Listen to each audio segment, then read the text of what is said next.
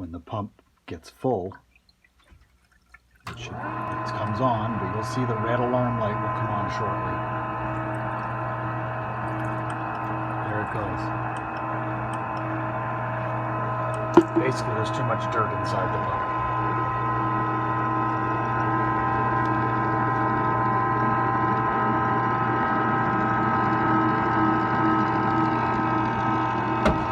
That can cause a furnace to not work because the pump is wired so that if the pump was to fail, you'll have no heat.